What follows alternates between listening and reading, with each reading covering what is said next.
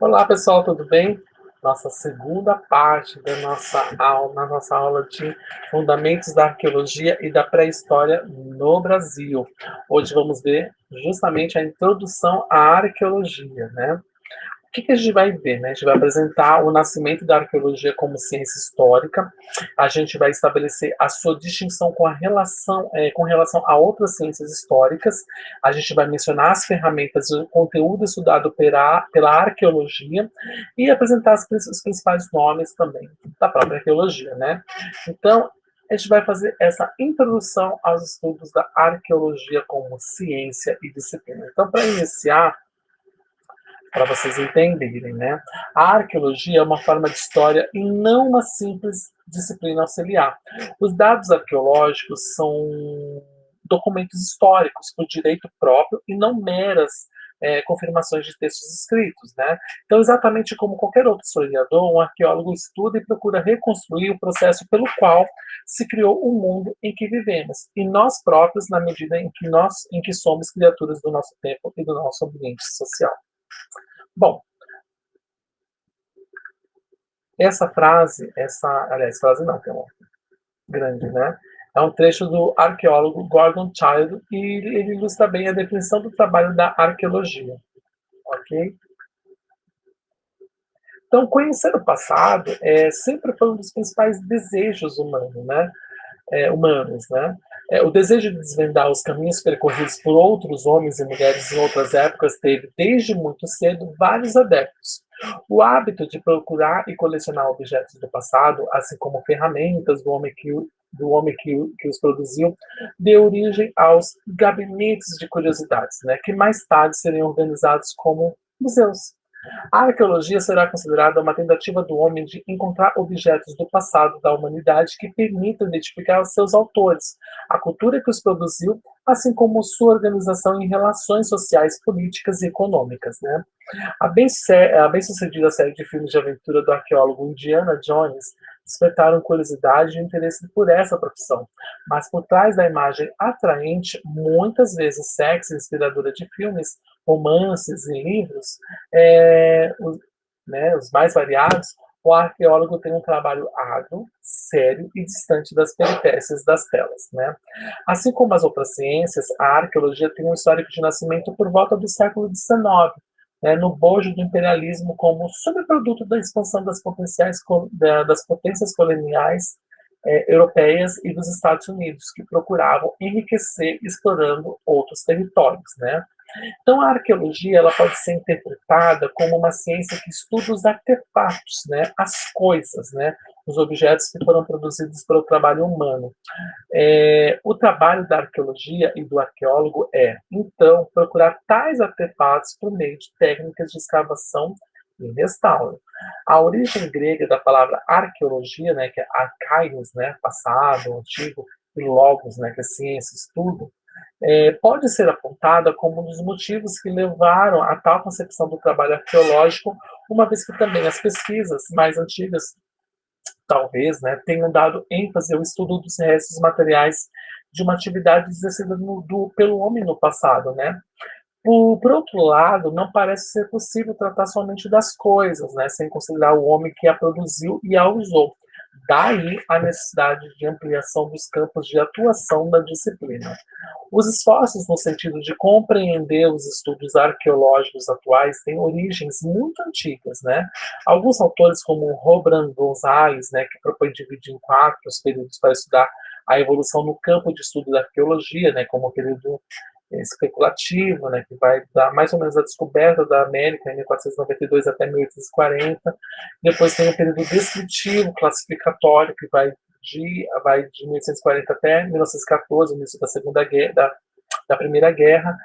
O período histórico classificatório, que vai, né, do início da Segunda Guerra até mais ou menos a década de 60, e o atual período moderno, né, que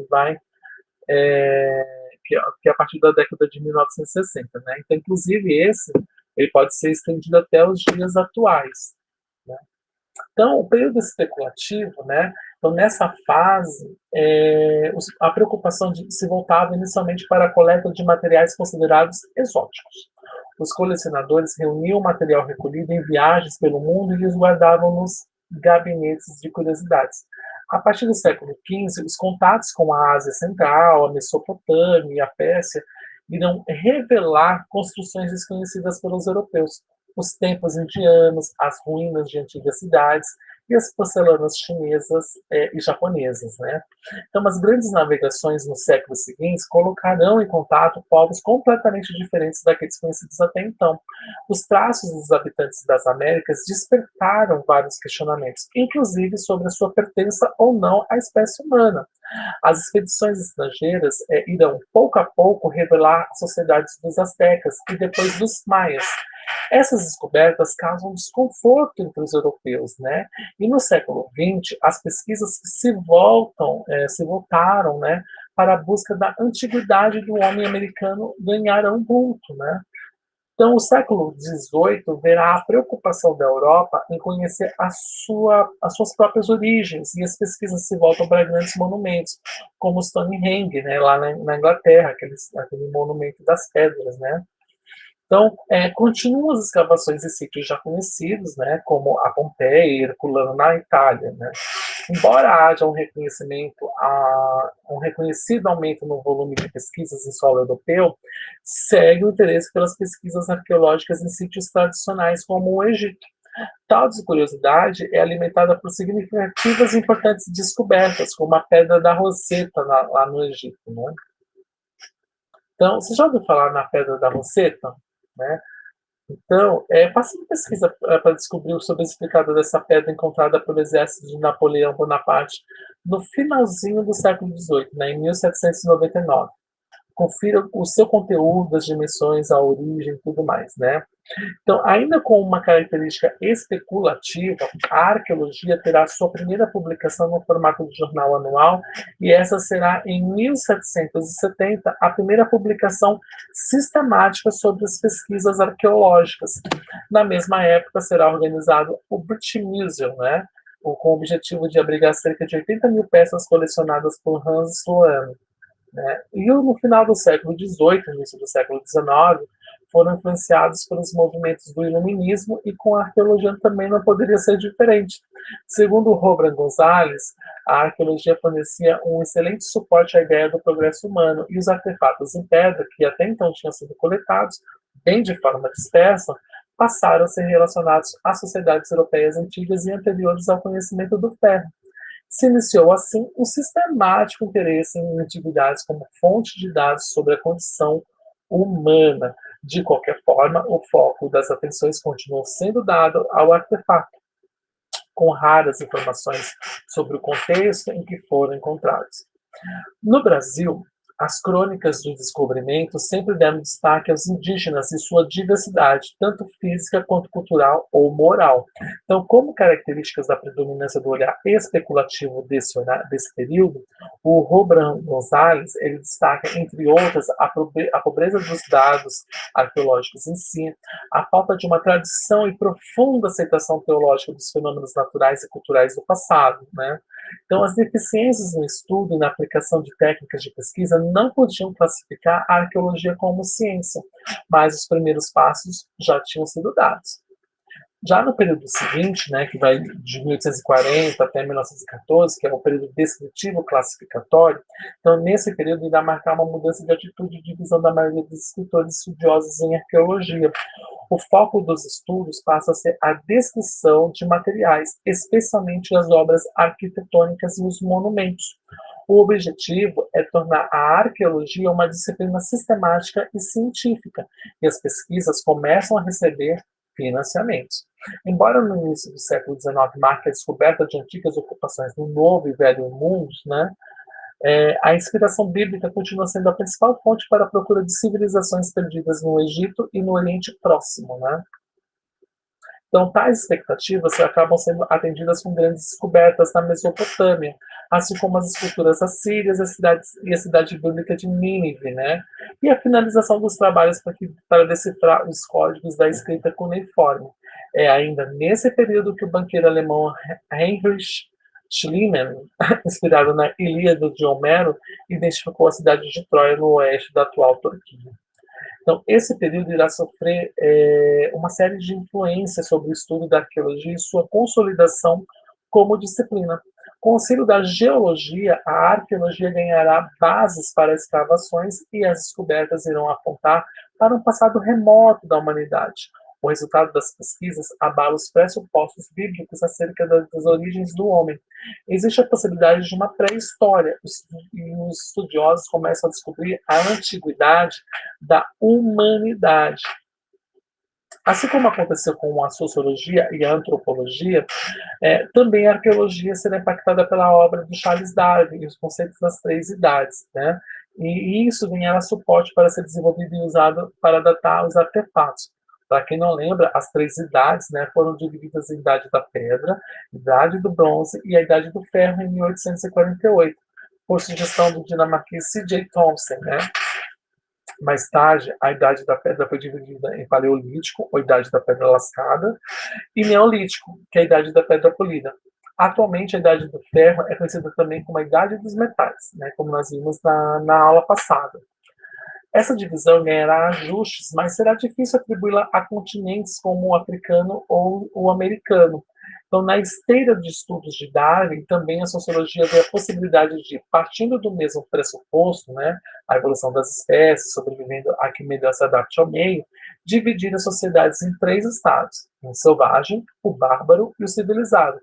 Tal esquema generalizante foi combatido por várias correntes sociológicas. Os movimentos nacionalistas que se fortalecem na Europa sustentam as pesquisas por uma origem comum entre os vários povos de uma nação. Então, na busca por uma unidade, a Alemanha, por exemplo, procura sua ancestralidade nos povos germânicos e nórdicos, né, ou eslavos. Né? Em todas as regiões do mundo, em especial nas Américas, surgem centros de pesquisa e sítios arqueológicos na busca pelas origens comuns.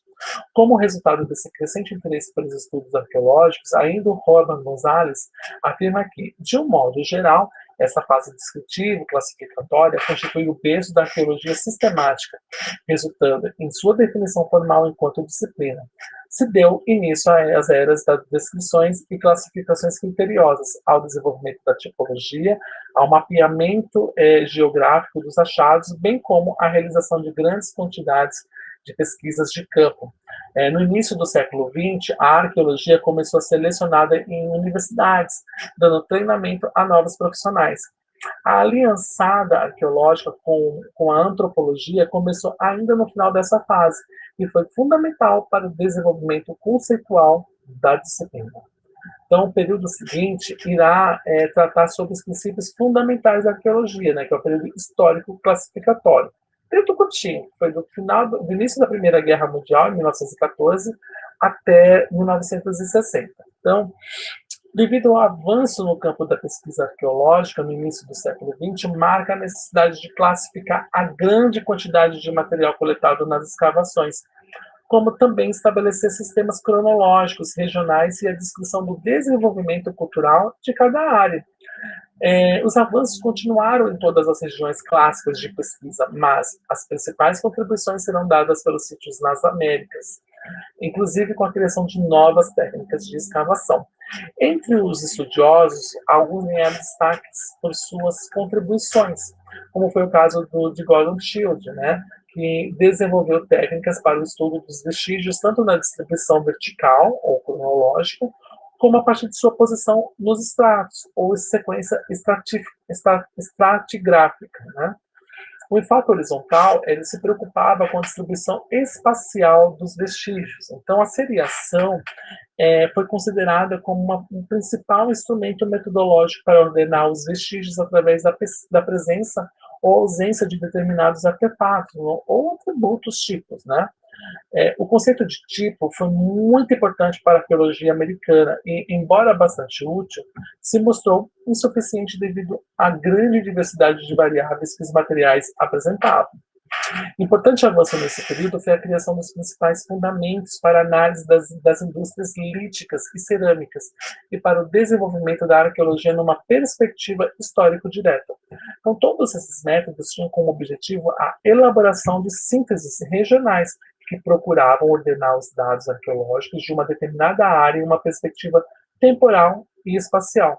A sociologia contribuiu para a criação do conceito de ecologia cultural e tal escola também teve sua manifestação na arqueologia. Então, os avanços em outras áreas do saber, como a física e a química, a botânica e a biologia, foram benéficos para a arqueologia. A datação com carbono 14 foi fundamental para algumas discussões arqueológicas, sobretudo no que diz respeito às pesquisas no continente americano. Então, os últimos anos desse período foram ricos em síntese arqueológicas em diversas de suas análises mais importantes, segundo o Robert Gonzalez, né? Por terem organizado a produção de grande quantidade de dados produzidos e que permitiu aos arqueólogos formular problemas relacionados à mudança cultural, abrindo importantes campos de investigação que prepararam, né, o advento da New Archaeology nos anos 60. E, por fim, o período moderno, né? Teoricamente, o período moderno terminaria em 2000, né? De 1960 a 2000, mas pode ser estendido até agora. Então, os anos 1960 marcam a insatisfação dos pesquisadores com a arqueologia tradicional, e alguns arqueólogos apontam a necessidade de se lidar com uma maior diversificação de traços de uma cultura. Os questionamentos de autores como o Walter W. Taylor, o Gordon Willey e o Philip Phillips ajudam no surgimento nos Estados Unidos da denominada escola processual ou a New Archaeology, né, sob a liderança do Lewis Binford. A escola possuía vários conceitos e também na Inglaterra, com o David Clarke, muitos dos conceitos foram discutidos e desenvolvidos. A interdisciplinaridade foi um importante ganho para as pesquisas arqueológicas, assim como as pesquisas de campo, o incremento em métodos matemáticos de quantificação e a sofisticação de análises químicas e físicas aplicadas a vestígios arqueológicos. Então, após a descoberta, com o uso das técnicas e dos fundamentos da New Archaeology de um fóssil humano no continente africano, este se tornou o centro de estudos sobre a evolução humana. Foram desenvolvidos vários temas de pesquisas, entre os quais o estudo das práticas mortuárias, que permite identificar os diferentes tipos de relações entre indivíduos e grupos de indivíduos nas sociedades, os sistemas de organização social refletidos em padrões de residência, as análises demográficas baseadas em estudos de residência, entre outros, né? Também foram criados novos campos de estudos, como o da etnoarqueologia, que acabou por reacender antigas discussões, e, nesse caso, o uso da analogia, né, que é de forma direta ou indireta, enquanto instrumento de análise. As pesquisas no campo de estudo da cultura material ganham destaque e geraram questionamentos, tanto favoráveis como contrários. A New Archaeology teve alguns percalços pelo caminho, né? Mas seu mérito em tirar o foco de uma arqueologia descritiva para uma explicativa e se voltar para o estudo de processos humanos de desenvolvimento não pode ser negado. Então, na década de 1970, a gente vai ver a ampliação das abordagens nos estudos arqueológicos, né? Como reação à New Archaeology, foi criada a escola denominada de escola pós-processual, ou de arqueologias interpretativas, como é chamada atualmente, fortemente influenciada pelo neomarxismo, o pós-positivismo e a hermenêutica, né? Então, o período moderno ele será caracterizado mais pela diversidade do que pela igualdade. As variantes da escola pós-processual são a hermenêutica, né, a arqueologia crítica apoiada num discurso neomarxista, e, por fim, a arqueologia do gênero, que procura estudar o papel feminino nas sociedades do passado. A ampliação do campo de atuação do arqueólogo, assim como a sua contribuição para a compreensão e resposta das demandas da sociedade atual, tem ganhado relevância nos últimos anos. E a arqueologia, em suas mais diferentes escolas de interpretação e técnicas, continua trabalhando para compreender e explicar o passado humano. Então, até recentemente, apenas as coisas, né, os objetos criados pelo trabalho humano, né, os artefatos, eram objetos de estudo da arqueologia. Os estudiosos deviam se dedicar ao trabalho de escavação e restauro do artefato, e se dá por satisfeito ao encontrar algum objeto ou resto de material em algum buraco. O que se tem notado nos últimos anos, segundo o FUNARI, é que a arqueologia alargou seu campo de ação para o estudo da cultura material de qualquer época, passado ou presente. Os ecofatos e os biofatos também representam a ação do homem diante da natureza, e tal apropriação varia de grupo para grupo, de sociedade para sociedade, de tempo em tempo. O que significa dizer que a apropriação humana se dá num grupo cultural que está inserido num tempo e num espaço concreto. Ainda Funari afirma que a arqueologia estuda diretamente a totalidade material apropriada pelas sociedades humanas, né, como parte de uma cultura total, material e imaterial, sem limitações de caráter cronológico. Então, a ampliação na compreensão do objeto de estudo da arqueologia é uma das contribuições da New Archaeology, que não considera apenas os artefatos, mas procura estabelecer relações entre este a cultura que o gerou, bem como as transformações da sociedade em questão. A apresentação e formulação de princípios relativos a processos culturais, visando a compreensão do comportamento humano em geral, se tornou, em particular, nos estudos da New Archaeology, uma proposta arqueólogo-antropológica, que se opunha à mera tentativa de recuperação de resquícios do passado, né? Então, por se tratar de uma disciplina acadêmica recente, embora exista há décadas, a arqueologia foi muitas vezes tratada apenas como auxiliar das outras ciências, né? Ela foi classificada apenas como técnica que pode ser traduzida como a mera abertura de buracos no solo ou se abaixar para recolher objetos.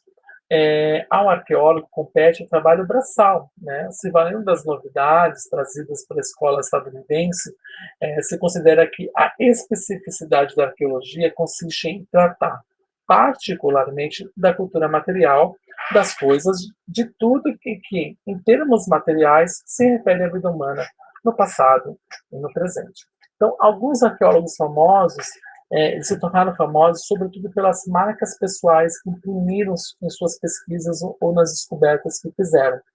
A atividade de pesquisador foi marcada em seus primórdios pela de aventureiro.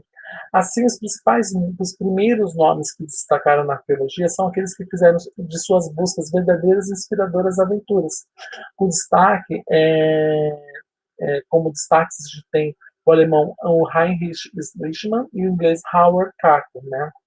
Então, com uma vasta formação intelectual, além de domínio de vários idiomas, o alemão Heinrich Schliemann, né, ele foi o primeiro arqueólogo aventureiro.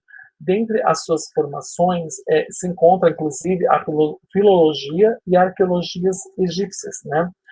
Inspirado na Ilíada de Homero, ele visitou a Grécia e o Império Turco-Otomano em busca da lendária cidade de Troia. Em 1870, chegou à aldeia turca de Hisarlik, né, acreditando ter encontrado a lendária cidade e seus tesouros.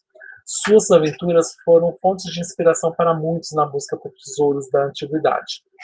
Já o inglês Howard Carter, né, embora fosse um profissional erudito como Schlichtmann, dava pouco interesse à vida acadêmica e se dedicou ao estudo das antiguidades do Egito. Né, ganhou fama mundial a descobrir a tumba de Tutankhamon, e o prosseguimento de suas visitas e suas sagas serviram para perpetuar a visão aventureira em torno do ofício. Outros estudiosos também se destacaram no ofício da arqueologia, embora utilizassem meios e técnicas diferentes de seus antecessores. O também inglês William Matthews Flinders Petrie, né, será considerado um dos pioneiros da arqueologia moderna pelas técnicas apuradas. Com o dinheiro levantado entre pessoas de posse, ele criou a Egyptian Exploration Fund, com o objetivo de preservar o que ainda restava no Egito Antigo. Ele foi o primeiro a escavar cientificamente o Egito e a catalogar cuidadosamente os objetos de uso cotidiano, mesmo quando fragmentados. É considerado o pai da arqueologia bíblica por ter dado início às modernas escavações na Palestina. A geração seguinte ele não dará continuidade à arqueologia empírica inaugurada por Petrie, né? Então, outros estudiosos com estilos diferentes irão dar novas contribuições à pesquisa. Nós temos aí o Mortimer Wheeler, né, de caráter mais conservador e aristocrático, e o Becker Gordon Shildon, né, de estilo progressista e popular.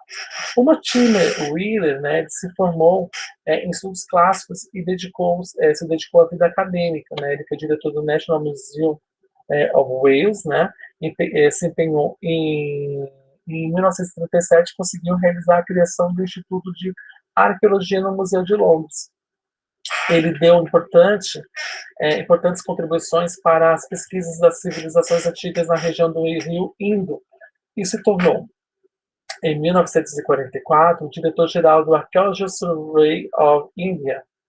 Sua maior contribuição foi o desenvolvimento do sistema Wheeler de quadrículas, né?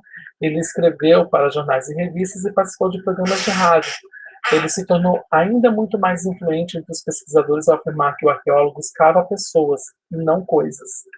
Então, de um canto do mundo considerado sem valor, surgiu um dos mais importantes arqueólogos no final do século XIX e início do século XX, o Very Godchild. Né? Ele nasceu na Austrália, ele fez os estudos clássicos, né, que é grego, latim e filosofia, mas logo entrou para o Partido Trabalhista da Austrália.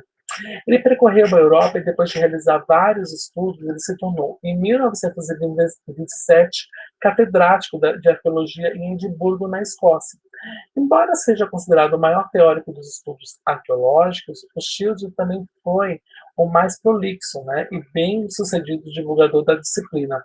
Ele era de inspiração marxista e seus livros se tornaram obras de referência. Dirigiu o Instituto de Arqueologia de Londres e, em 1957, depois de voltar à Austrália, cometeu suicídio por motivos pouco claros, né? Então, a técnica da pesquisa em grandes superfícies é uma contribuição do arqueólogo francês André Leroy-Gourhan. Né?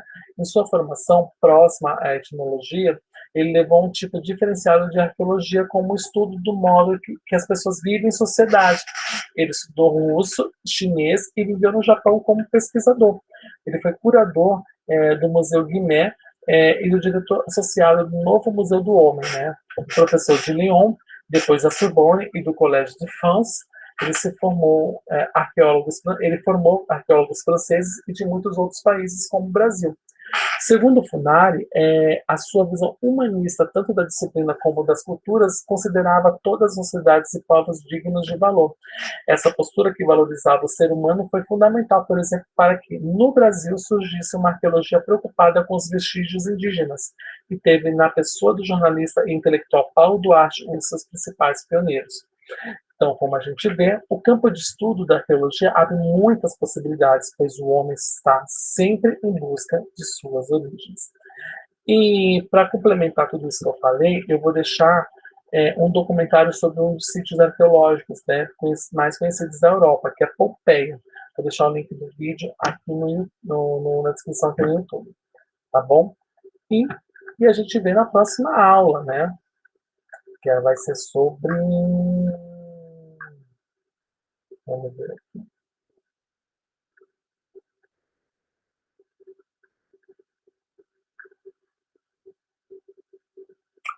Arqueologia e a pré-história do homem. Até a próxima aula.